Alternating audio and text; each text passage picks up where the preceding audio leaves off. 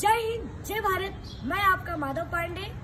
आज आप सभी को 76वें गणतंत्र दिवस की बहुत बहुत हार्दिक शुभकामनाएं। आज का विषय है 26 जनवरी गणतंत्र दिवस। राष्ट्रीय पर्वों में 26 जनवरी गणतंत्र दिवस का एक विशेष महत्व है।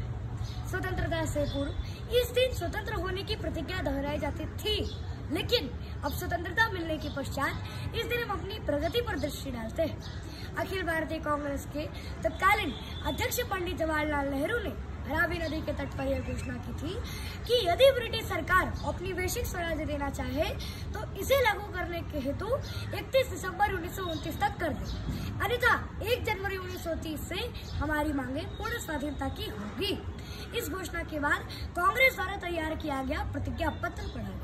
पूर्ण स्वतंत्रता के समर्थन में जुलूस निकाले गए, सभाएं की गई। इनमें प्रस्ताव पास करी प्रतिज्ञा की गई कि जब तक हम पूरी तरह स्वतंत्र नहीं हो जाते, हमारा स्वतंत्रता का आंदोलन यूं ही जारी रहेगा। और इस आंदोलन के तहत हमारे स्वतंत्रता की वेदी पर अनगिनत लोगों का रक्त चढ़ा। अंततः 15 अगस्त 1947 ईस्वी को यह देश आजाद हो गया। सन 1950 ईस्वी में भारतीय संविधान बनकर तैयार हो गया।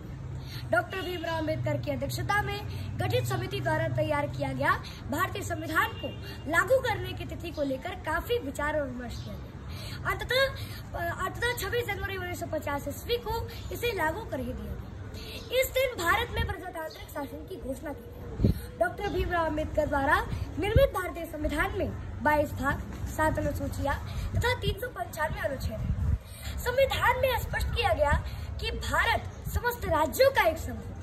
देश की राजधानी दिल्ली में यह समारोह विशेष रूप से मनाया जाता है।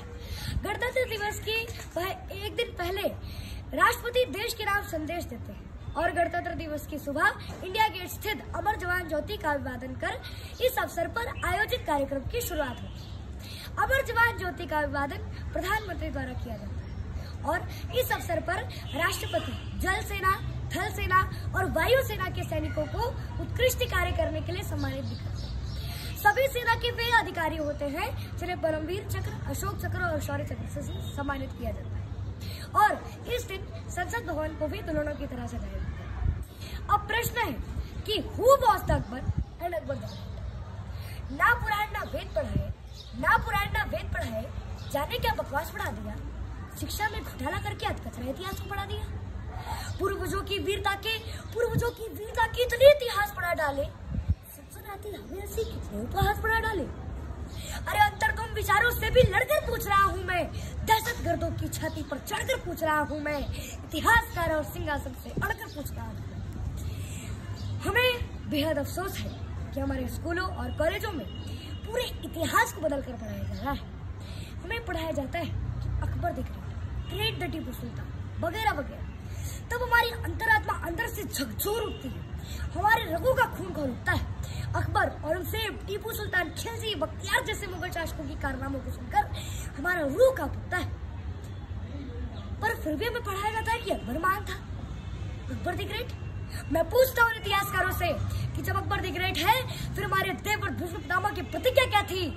अनगिनत छत्राणियों और पद्मावती का जौहर क्या है? उस दुष्ट खिलजी के कारण अनगिनत छत्राणी और पद्मावती का जौहर क्या है? 1857 ईस्वी में झांसी की रानी वीरांगना लक्ष्मीबाई की क्रांति क्या है कि चमक उठी 57 में जिसकी तलवार पुरानी थी, बुंदले हर बोलो की मुंह हमने सुनी कहानी थी, खूब लड़ी मर्दानी वो तो झांसी वाली रानी थी कि सुनी नहीं तुम उसकी कहानी, झांसी की मर्दानी रानी, चमक उठी सन 57 में, चमक उठी सन 57 में, जिसकी नंगी तलवार जगाया तुमको कितनी बार जगाया, तुमको कितनी बार थर्राया था जनरल बोकर, थर्राया था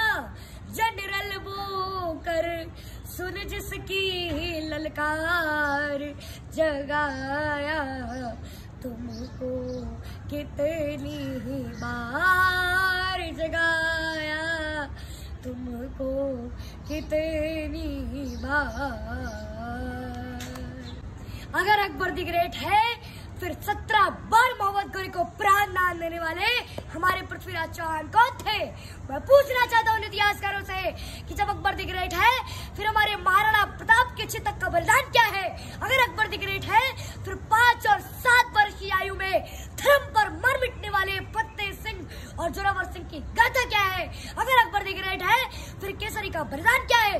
Akbar the great, I can't accept, मैं इसे स्वीकार नहीं करता, क्योंकि ये धरती हमारे से ऋषि अगस्त की जो पी गए समुद्र को, ये धरती है पोरस की जो नतमस्तक कर दे सिकंदर को। क्षितिज तक सूरज गूंजेगा, स्वयं तीन मान बदलेगा, उतारो भारती की आरती, सम्मान बदलेगा।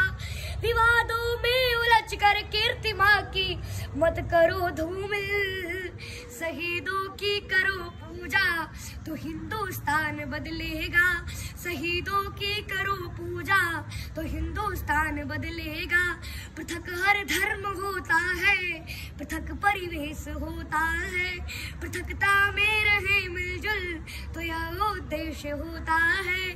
जहाँ रहे हिंदू मुस्लिम और ये सिख ईसाई, जो समझे देश को अपना उसी का देश होता है।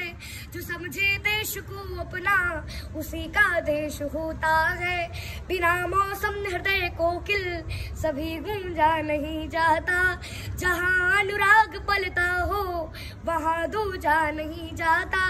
विभीषण राम जी के भक्त है, वह जानते सब है, मगर जो देशद्रोही हो उसे पूजा नहीं जाता, मगर जो देशद्रोही हो उसे पूजा नहीं जाता।